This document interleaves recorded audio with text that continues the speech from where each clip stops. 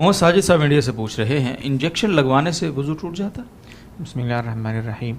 ऐसे इंजेक्शन जो रग में लगाया जाता है तो आम तौर पर इस बात के इत्मीनान के लिए कि बाकायदा सुई रग में दाखिल हुई है तो खून खींचा जाता है, फिर इंजेक्शन लगाया जाता है। तो अगर बाकायदा खून खींच कर फिर इंजेक्शन लगाया जाए तो इस सूरत में तो वज़ू टूट जाएगा।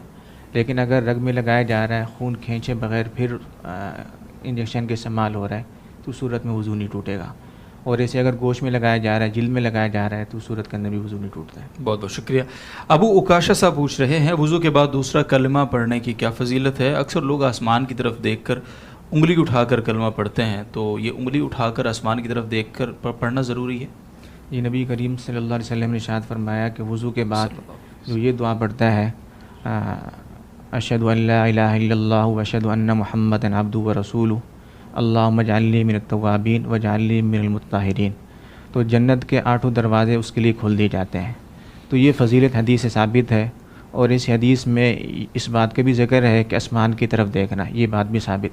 लेकिन उंगली का इशारा करना ये हदीस में साबित नहीं है। अलबत्ता फ़िक़्ह की बाद किताबों के अंदर इसका ज़िक्र मिलता है। तो लिहाजा अगर कोई इसको सुन्नत और लाजिम समझे बग़ैर उंगली का इशारा करता है तो इसमें कोई हर्ज की बात नहीं है।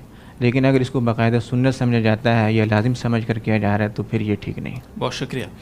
ज़ियाउद्दीन साहब कश्मीर से पूछ रहे हैं, अगर किसी शख्स को काम करने के दौरान हाथों में एल्फी लग जाए और ब्लेड से खुरच खुरच कर उंगलियां ज़ख्मी हो जाएं, इसके बावजूद कहीं कहीं वो एल्फी फिर भी मौजूद है, तो क्या ऐसी सूरत में रियायत की कोई उम्मीद रखी जा सकती है? वज़ू कर रहा होगा जब जी, अगर एल्फी उंगली पर लग जाती है, हाथ पर लग जाती है, तो उस एल्फी को हटाए बग़ैर वज़ू दुरुस्त नहीं होता है, क्योंकि पानी नहीं पहुँच पाता।